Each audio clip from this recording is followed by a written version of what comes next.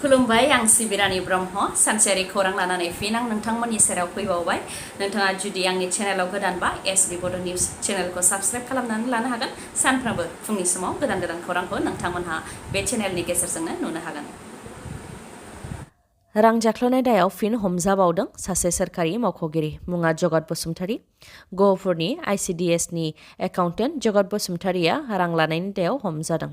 ICDS प्रजेक्टनि गाहाया फोरमायथिनाय बायदिब्ला प्रजेक्टनि थाखाय हेल्पाराव थिसननो थाखाय कार्बि दास मुंनि आइजोनिफ्राय रां दाबि खालामनायखौ बिथाङा मिथिनो मोन्दोंमोन आरो उनाव रां दाबि खालामनायनिबो कल रेकर्डबो खोनानो मोन्दोंमोन, जेराव गिबियाव 10,000 रां लाखांनायनि उनाव 15,000 रां दाबि खालामबावदोंमोन जगत बसुमतारीया। बेनि उनाव साख्रि जाखांनायनि उनाव आरोबाव रां होबावनांगौनि खोथा सोलिदोंमोन। बे रां दाबि खालामनाय जाथाया सोराङाव फैनायनि उनावनो एकाउन्टेन्ट जगत बसुमतारीनि हेंथायै गोजौआव मिथिहोहरनाय जादोंमोन। बे लेखायै जगत बसुमतारीखौ साख्रिनिफ्राय सासपेन्ड खालामनाय जाबाय आरो बेनि सायाव दा नायबिजिरनायाबो जागासिनो दं होननानै फोरमायथिदों आइसिडिएस प्रजेक्टनि गाहाया। क'क्राझार बालाजान तिनिआलियाव गिख्रंथाव लामानि जाब्रबथाय जानायजों सासे सुबुंनि जिउ खहा जादों आरो 4 जोखोम जादों। फोरमायथिनाय बायदिब्ला जाथायजों जिउ खोमानांनाय रम्फा नाथ आरो बिथांनि नखरनि सुबुङा सिआइटिनि साखाथियाव गला होयोमोन। गला बन्द जाखांनायनि उनाव रम्फा नाथजों लोगोसे बिथांनि फिसाजो, फिसाज्ला आरो फिसौजो जयैनो गंनै साइकेलजों न'फारसे फैगासिनो दंमोन। बेयावनो माल रोगाग्रा टाटा गारिया बिथांमोनखौ सौख्रांदों, जायजों बिथांमोना गासैबो हायाव गोग्लैदों आरो बे जाथायावनो रम्फा नाथ बिथाङा गोब्राबै जोखोम जादों। जोखोम जानाय रम्फा नाथखौ फाहामथायनि थाखाय बालाजान देहा फाहामसालियाव थिसननाय जादोंमोनब्लाबो बेयाव फाहामथाय होनो हायैलाय क'क्राझार देहा फाहामसालि फारसे लांनाय जादोंमोन। नाथाय बेयावबो हायैलाय बरपेटानि देहा फाहामसालि फारसे लांबाय थादोंमोन। बेयावनो लामा ससेयाव जोबथाहां लादों रम्फा नाथआ। बेराफारसेथिं बे जाथायावनो फिसौजो तरा नाथआबो आथिं बायदों। फोरमायथिनाय बायदिब्ला लामानि जाब्रबथाय जानायनि उनाव गारि सालायग्रा आरो हेल्पारा जाथायथिलिनिफ्राय खारखुमालांदों। मैदेरनि उदखाराव 2 सुबुंनि गोब्राब जोखोम मुङा फारियै सहदेब बसुमतारी आरो फुंजा नार्जारी। हाग्रानि मैदेर फालोआ आदार नागिरनानै सुबुं थाग्रा जायगायाव उदखार खालामफैनाय आरो मानसि आरो सुबुंनि गेजेराव दावहा जानाया दासान्दि फ्राय जाफ्लेबाय थादों। बेबायदिनो चिरां जिल्लानि सान्थिफुर हालामाव साननि समावनो मैदेर फालोआ फैनानै उदखार खालामफैदों। मैदेरा आबादथिलिखौ खहा खालामनायजों लोगोसे गय बागान, फरायसालि बायदिफोरखौबो सिलिंखार खालामदों। हाग्रानि मैदेर फालोखौ होनायावनो 32 बोसोर बैसोनि सहदेब बसुमतारी आरो थाखो 8आव फरायनाय 13 बोसोर बैसोनि फुंजा नार्जारीया मैदेरजों गाग्लोबजादों, जायजों बिथांमोनहा जोखोम जादों। उनाव बिथांमोनखौ फाहामथायनि थाखाय देहा फाहामसालियाव थिसननो गोनां जादों। जाथायनि सायाव हाग्रा बिफाननो खौरां हरनायाव रुनिकाटा रेन्ज हाग्रा बिफाननि रेन्जार जसमनिक मुसाहारि बिथाङा मावफारियाफोरखौ लानानै जाथायथिलियाव नुजाथिफैदों आरो मैदेर फालोखौ हाग्रा फारसे होखारहरफिननो हादों। लोगोसे जोखोम जानाय सुबुंफोरनि फाहामथायनि थाखायबो अनसुंथाइ होनाय जागोन होननानै फोरमायथिदों।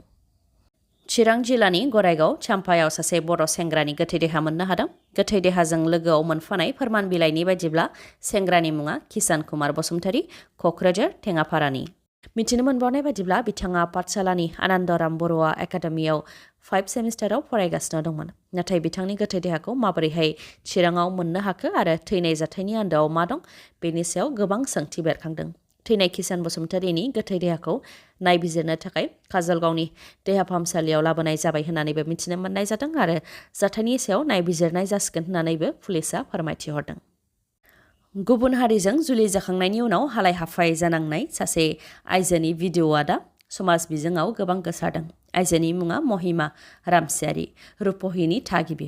भिडिअ'नि गेजेरजों आइजोआ फोरमायथिनाय बायदिब्ला बिथाङा थांनाय 10 बोसोर सिगां बिहारि हौवाजों मोजां मोनलायनानै जुलि जादोंमोन। दा बिथांमोननाव 2 फिसाफोरबो दङ।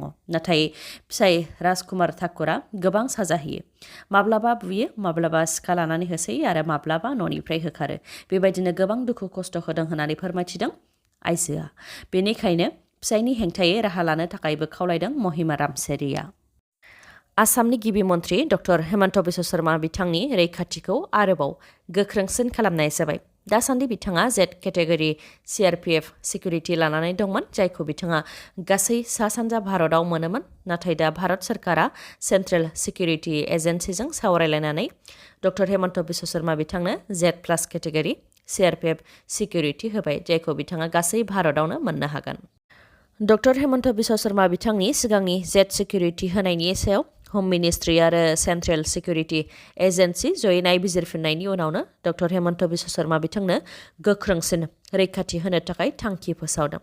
रिपर्टआव मोननाय बायदिब्ला जेड केटेगरिनि सिकिउरिटियाव रैखाथिनि थाखाय 55 पार्सनेल थागोन, जायनि मादाव 4निफ्राय 6सिम एनएसजि कामान्ड'फोर थागोन आरो पुलिस पार्सनेल थागोन। आरो दा जेड प्लास केटेगरिनि सिकिउरिटियाव रैखाथिनि थाखाय 150 पार्सनेल थागोन, जायनि मादाव 10 गोबां एनएसजि कामान्ड'फोर थागोन लोगोसे पुलिस पार्सनेल थाफागोन।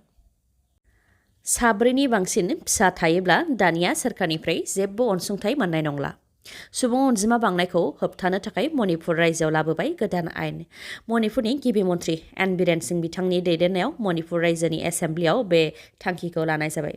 मणिपुरनि स्टेट पपुलेशन कमिशनखौ पास खालामबाय मणिपुरनि एसेम्ब्लियाव। दा मणिपुर रायजोआव 4नि बांसिन फिसा थायोब्ला सोरखारनिफ्राय जेबो अनसुंथाइ मोननाय नंला। थांनाय 2021 मायथाइनि मे दाननिफ्राय दासिम 6,800खौ ड्राग्सनि केसआव एरेस्ट खालामदों होननानै आसामनि गिबि मन्थ्रि डक्टर हेमन्त बिश्व शर्मा बिथाङा फोरमायथिदों। गुवाहाटीनि श्रीमन्त शंकरदेव कलाक्षेत्रनिफ्राय डक्टर हेमन्त बिश्व शर्मा बिथाङा फोरमायथिदों दि रायजोआव ड्राग्स गैयै खालामनो थाखाय गोख्रों खामानि मावनाय जाबोदों, जायनि गेजेरजों थांनाय 2021 मायथाइनि मे दाननिफ्राय दासिम 6,800खौ ड्राग्स केसआव हमदों आरो 900 कौटि रांनि ड्राग्स हमनो मोन्दों होननानै फोरमायथिदों। नाथाय रायजोआव ड्राग्सनि हेंथायै गोबां राहा लानाय जाबोदोंब्लाबो ड्राग्सनि फालांगि जानाय आरो ड्राग्स बाहायनायखौ रायजोआव खम जानायखौ नुनो मोननाय जायाखै। आफ्रिकायाव बम बेरनायजों 11 सुबुंनि जिउ खहा। आफ्रिकानि सेन्ट्रेल मालियाव बासाव बम बेरनायजों 11नि जिउ खहा जादों आरो गोबाङा जोखोम जादों। थैनायनि सुबुं अनजिमाया बांबावनो हागौ होननानै रिपर्टआव मोननाय जादों। लोगोसे रिपर्टआव मोनबावनाय बायदिब्ला सेन्ट्रेल मालियाव जिहादिफोरा सिगांनि समनिफ्रायनो गोबां उदखार खालामबोबाय थादों, गोबां गाग्लोबनाय हाबाखौ मावबोबाय थादों, जायनि थाखाय गोबां जवानफोरा थैनो गोनां जादों। लोगोसे सरासनस्रा सुबुंफोराबो थैनो गोनां जादों आरो गोबां सुबुंफोरानो न' बां गारनानै खारनो गोनांबो जादों होननानै फोरमायथिदों। जिहादिफोरा गुबैयै जवानफोरनि सायाव गाग्लोबो, बेयावनो सरासनस्रा सुबुंफ्राबो माब्लाबा समाव थैफानो गोनां जायो होननानैबो मिथिनो मोननाय जादों। क'क्राझारनि सिआइटिआव 50 कौटिनिबो बांसिन रांनि बेले-बेजे। गासै जाथायनि आन्दोआव सिआइटिनि रेजिस्ट्रार चैताली ब्रह्मनि आखाइ थानायनि अजद। क'क्राझारनि सिआइटिआव जानाय गोबां बेले-बेजेखौ लानानै एबसुनि लोगो नेहाथारि दिनेश ब्रह्मनि खौरांगिरि मेल। खौरांगिरि मेलनि गेजेरजों दिनेश ब्रह्मआ फोरमायथिदों दि गोलाव सम सोमावसारनायनि गेजेरजों मोननो हानाय सिआइटिखौ सोरबा सासे सुबुङा गावनि गोसो बायदियै बाहायनो हाया।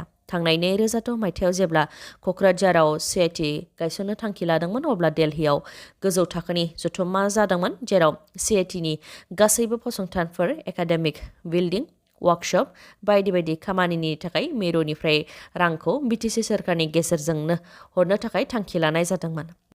नाथाय सिआइटिनि रेजिस्ट्रारआ बिटिसि सोरखारजों जेबो सोमोन्दो लाखियालासे गावनि गोसो बायदियै मिरुनिफ्राय थोंजोङै रांखौ लाबोदों होननानै फोरमायथिदों बिथाङा।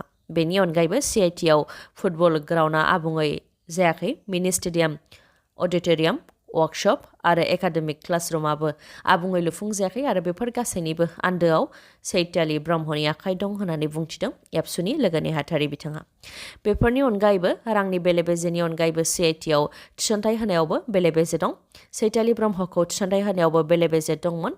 बेनि अनगायैबो पार्मानेन्ट पस्ट एक्जिकिउटिभ इन्जिनियारावबो रावखौबो थिसना लासे थांनाय 2017 मायथाइयाव दिल्लीनिफ्राय कन्ट्राक्चुएल बेसिसआव प्रवीण कुमार मुंनि सुबुंखौ प्रजेक्ट कनसालटेन्ट इन्जिनियार पस्टआव थिसनदोंमोन, जाय बिथांखौबो 1 दानावनो प्रम'सन खालामनानै होदोंमोन। बेनि अनगायैबो बिथांनो क्वार्टार होदों, लोगोसे हाउस रेन्ट एलाउन्सबो होदों। बेराफारसेथिं प्रवीण कुमारआ क्वार्टारखौ बन्द खालामनानै सिआइटिनि गेस्ट हाउसआवसो थायो, जेराव जानाय लोंनाय गासैबो बेसेन नाङालासे मोनजोबो। बेफोर माबोरै जानो मोनखो होननानै सोंथि खालामदों एबसुनिफ्राय आरो सोंथिनि फिननाय होनो थाखाय सिआइटिनि अथ'रिटिखौ खावलायदों। लोगोसे सिआइटिआव जानाय बेले-बेजेनि सायाव नायबिजिरनो थाखायबो डक्टर हेमन्त बिश्व शर्मा बिथांनिसिमबो खावलायहरदों बिथांमोनहा। लोगोसे सिआइटिनि रेजिस्ट्रारनि हेंथायै राहा लानो थाखायबो खावलायदों, नङाब्ला एबसुआ सोमावसारनाय हाबाफारि लागोन होननानैबो फोरमायथिदों एबसुनि लोगो नेहाथारि दिनेश ब्रह्मआ। खौरांखौ जोबजासे नायनायनि थाखाय गोजोन्थों। नोंथाङा जुदि खौरांखौ मोजां मोनदोंबा अन्नानै लाइक, कमेन्ट आरो शेयार खालामनो दाबाव। गोजोन्थों।